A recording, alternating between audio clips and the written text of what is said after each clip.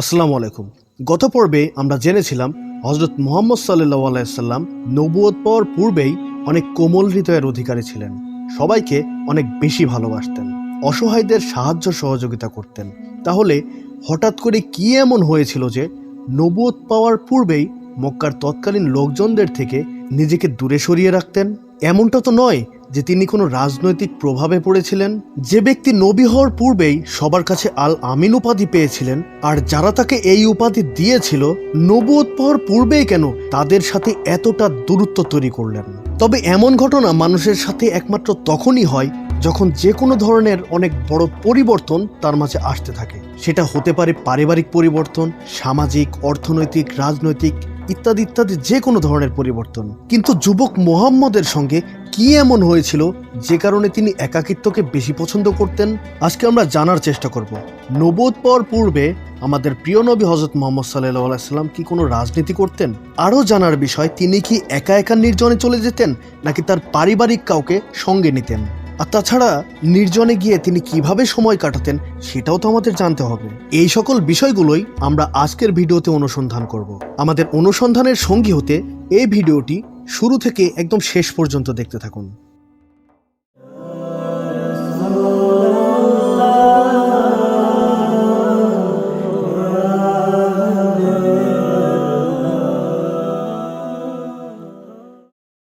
সন 610 খ্রিস্টাব্দ। যুবক মুহাম্মদ সাল্লাল্লাহু আলাইহি সাল্লামের বয়স তখন প্রায় 40-এর কাছাকাছি। গত পর্বেই আমরা হযরত মুহাম্মদ সাল্লাল্লাহু আলাইহি সাল্লামের নবুয়ত পাওয়ার পূর্বেই তার স্বভাব চরিত্র সম্পর্কে আলোচনা করেছিলাম। যারা সেই ভিডিওটি এখনো দেখেননি তারা ওই ভিডিওটি এই ভিডিও শেষ করার পরেই দেখে নেবেন, এতে করে এই ব্যাপারে জ্ঞানের পূর্ণতা পাবে। বিভিন্ন সিরাতের গ্রন্থগুলো থেকে জানা যায় তিনি সাল্লাল্লাহু আলাইহি সাল্লাম খুবই পরিচ্ছন্ন ও অনমনীয় ব্যক্তিত্বের কারণে আত্মীয় স্বজন ও স্বজাতির লোকদের সাথে চিন্তা ভাবনা এবং মন মানসিকতার পার্থক্য এবং দূরত্ব দিন দিন বাড়তেই থাকলো। আর এই সকল বিষয়গুলো মুহাম্মদ সাল্লাল্লাহু আলাইহি সাল্লামকে অনেক বেশি ব্যথিত করতে শুরু করলো। এমত অবস্থায় তিনি আস্তে আস্তে নিঃসঙ্গপ্রিয় হতে শুরু করলেন।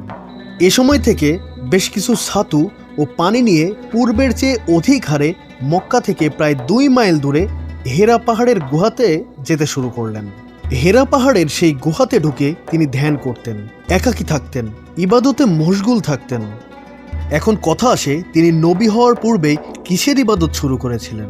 তিনি তো দেবতাদের উপাসনা করতেন না, তাহলে কিসের ইবাদত করতেন? এখানে আমাদের সবারই জেনে রাখা ভালো যে আমাদের প্রিয় নবী হযরত মুহাম্মদ সাল্লাল্লাহু আলাইহি সাল্লাম পুরো মুসলিম জাতির পিতা ইব্রাহিম আলাইহিস সালামের বংশেরই ছিলেন। জাতির পিতা ইব্রাহিম আলাইহিস সালামের 2 সন্তান ছিলেন, ইসহাক আলাইহিস সালাম এবং ইসমাইল আলাইহিস সালাম। আমাদের প্রিয় নবী সাল্লাল্লাহু আলাইহি সাল্লাম ইসমাইল আলাইহিস সালামের সূত্রের বংশভূত। এ থেকে জানা যায় যে আমাদের প্রিয় নবী হযরত মুহাম্মদ সাল্লাল্লাহু আলাইহি সাল্লাম পূর্বপুরুষ আমাদের জাতির পিতা ইব্রাহিম আলাইহিস সালামের দ্বীনের উপরেই অটল ছিলেন। তিনি ইব্রাহিম আলাইহিস সালাম ও ইসমাইল আলাইহিস সালামের ধর্মের অনুসারী ছিলেন। এটাও জানা যায় যে তার দাদা আব্দুল মুত্তালিব নিজেও ইব্রাহিম আলাইহিস সালামের ধর্মের অনুসারী ছিলেন। যেহেতু ছোটবেলাতে অনেক বেশি সময় তিনি তার দাদার সঙ্গে কাটিয়েছিলেন, এই কারণে দাদাকে অনুসরণ করতে করতে একটা সময় এসে তিনি ইব্রাহিম আলাইহিস সালামের ধর্মের উপরে প্রতিষ্ঠিত হলেন। সেই ধর্ম নিয়ে চিন্তা করতে করতে মুহাম্মদ সাল্লাল্লাহু আলাইহি সাল্লাম সেই ধর্মেরই ইবাদত বন্দেগী করতেন। তবে তৎকালীন মক্কার নষ্ট রাজনৈতিক কোনো প্রভাব কখনোই তিনি সাল্লাল্লাহু আলাইহি সাল্লামকে আকৃষ্ট করতে পারেননি। এর একটাই কারণ, তিনি তো রাজনৈতিক পরিবারে জন্মেছিলেন। তিনি সাল্লাল্লাহু আলাইহি সাল্লামের যে সময় জন্ম হয় সে সময় তার আপন দাদা আব্দুল মুত্তালিব পুরো মক্কার নেতা ছিলেন। আর আব্দুল মুত্তালিব যে টাইমে মৃত্যুবরণ করেন সে সময় পুরো মক্কার নেতা হন আবু তালিব। আবু তালিব ছিলেন হযরত মুহাম্মদ সাল্লাল্লাহু আলাইহি সাল্লামের আপন চাচা। আর আমরা তো সকলেই জানি ছোটবেলা থেকে হযরত মুহাম্মদ সাল্লাল্লাহু আলাইহি সাল্লাম চাচা আবু তালিবের কাছে বড় হয়েছিলেন। এই কারণেই হয়তো নতুনভাবে তার মধ্যে রাজনৈতিক কোনো চাহিদা বা ক্ষমতার কোনো চাহিদা তৈরি হয়নি, বরং তিনি জনসাধারণের উপকার ও অসহায়দের সাহায্য করতেই অনেক বেশি পছন্দ করতেন। তবে তিনি যেখানে গিয়ে নির্জন সময় কাটাতেন সেই জায়গাটি কিন্তু একেবারে ছোট একটি গুহা ছিল। আপনারা যারা হজ বা উমরা করতে গিয়েছেন আপনারা অবশ্যই হেরা গুহা দেখেছেন, হেরা পর্বত দেখেছেন। খুবই ছোট একটি গুহা, তবে এই গুহা থেকে পুরা মক্কা নগরী স্পষ্ট দেখা যেত। এখন প্রশ্নটা আসে, হেরা গুহাতে তিনি কি একাই যেতেন নাকি সঙ্গে অন্য কাউকে নিতেন? ইতিহাস থেকে জানা যায় হযরত খাদিজাতুল কুবরা রাদিয়াল্লাহু তাআলা আনহাকে সঙ্গে নিয়ে তিনি মাঝে মাঝে হেরা গুহাতে যেতেন। অধিকাংশ সময় আমাদের আম্মাজান খাদিজাতুল কুবরা হেরা গুহার নিকটবর্তী কোনো স্থানে অবস্থান করতেন এবং রাসূল সাল্লাল্লাহু আলাইহি ওয়াসাল্লাম হেরা গুহার ভেতরে থাকতেন।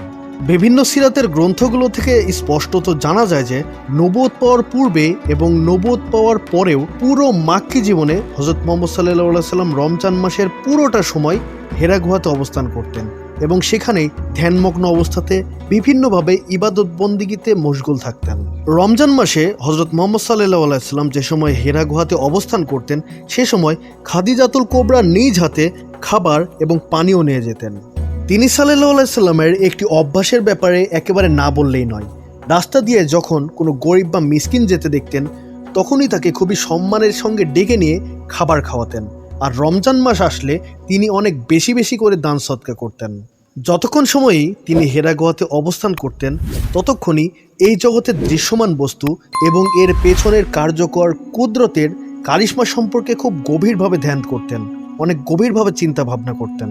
নিজ জাতির কার্যক্রম, মূর্তি পূজা এবং নোংরামির জীবনযাপন দেখে তিনি কখনোই শান্তি পেতেন না। কিন্তু তিনি কি করবেন? তার সামনে তো সুস্পষ্ট কোনো পথ ছিল না। আর এই প্রচলিত অবস্থার বিপরীতে তার জন্য কোনো কর্মসূচিও ছিল না, এমন কোনো পদ্ধতি জানা ছিল না যেটার উপরে জীবন কাটিয়ে দিয়ে তিনি মানসিক স্বস্তি ও শান্তি পেতে পারেন।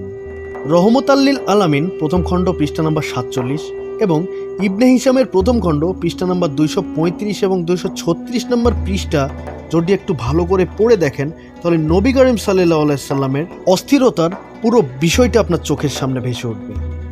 তবে যে যেটাই বলুক না কেন, রাসূল সাল্লাল্লাহু আলাইহি সাল্লামের এই নিঃসঙ্গ প্রিয়তা বা এই নির্জনতা প্রিয়তা প্রকৃতপক্ষে আল্লাহর পক্ষ থেকে হিকমতের একটি অংশ বিশেষ। আপনারা একমত হবেন কিনা জানি না, তবে এ ব্যাপারে আপনাদের মতামত কি কমেন্ট করে আমাদের অবশ্যই জানাতে পারেন। আর সবসময় ইসলামকে জীবনের সঙ্গী করতে আমাদের আখেরি ডায়েরি ইউটিউব চ্যানেলের সঙ্গেই থাকুন। আর সবাইকে ইসলামের সঙ্গে জড়িয়ে রাখতে আপনার পরিবার এবং বন্ধুদের মাঝে অনেক বেশি বেশি করে আমাদের আখেরি ডায়েরির ভিডিওগুলো শেয়ার করুন। আর হ্যাঁ, যেটা বলছিলাম, মুহাম্মদ সাল্লাল্লাহু আলাইহি সাল্লামের নির্জনতা আল্লাহর পক্ষ থেকে একটা প্রশিক্ষণ ছাড়া অন্য আর কিছুই না, আমি এটা মনে করি। কারণ এভাবেই হয়তো মহান আল্লাহ তাআলা তিনি সাল্লাল্লাহু আলাইহি সাল্লামকে ভবিষ্যতে গুরুদায়িত্ব পালনের জন্য তৈরি করছিলেন। প্রকৃতপক্ষে মানব জীবনের এত পাপাচার, বিভিন্ন সমস্যা, নষ্ট সমাজ ব্যবস্থা, চারিদিকের এত কোলাহল, এত হইচই, এত হট্টগোল থেকে কোলাহল মুক্ত পরিবেশে একজন জ্ঞানী মানুষ অবস্থান করবেন, এটাই তো স্বাভাবিক। এভাবেই মহান আল্লাহ তাআলা ধীরে ধীরে তার প্রিয় হাবিব, তার প্রিয় রাসূল সাল্লাল্লাহু আলাইহি সাল্লামকে আমানতের বিশাল বোঝা বহনের জন্য এবং বিশ্ব মানব জীবনের পুরো ধারণাটা ঐতিহাসিক গুরু দায়িত্ব পালনের জন্য প্রস্তুত করছিলেন। এ পর্যায়ে এসে অনেকেই হয়তো প্রশ্ন করবেন, হেরা গুহাতে তিনি সাল্লাল্লাহু আলাইহি সাল্লাম কতদিন করে অবস্থান করতেন বা কতদিন সেখানে ধ্যানমগ্ন থাকতেন? তবে আপনাদের বলবো, এই ব্যাপারটি নিয়ে বিভিন্ন কিতাবে বিভিন্নভাবে লেখা হয়েছে এবং বিভিন্ন আলেমদের মাঝে অনেক মতবিরোধও আছে। তবে এটি একেবারে পরিষ্কার করে বলা যায় যে তিনি সাল্লাল্লাহু আলাইহি সাল্লাম 1 মাস পর্যন্ত হেরা গুহাতে অবস্থান করতেন, যার প্রমাণ হলো নবুয়ত পাওয়ার পূর্বে থেকেই তিনি সাল্লাল্লাহু আলাইহি সাল্লাম রমজান মাসের পুরো সময়টা হেরা গুহাতে অবস্থান করতেন। আর রমজান মাস তো 1 মাসই হয়ে থাকে। এই কারণে আমরা এই সিদ্ধান্তে আসতে পারি যে তিনি সাল্লাল্লাহু আলাইহি সাল্লাম 1 মাস পর্যন্ত হেরা গুহাতে অবস্থান করতেন এবং ধ্যানমগ্ন থেকে আল্লাহর ইবাদত করতেন।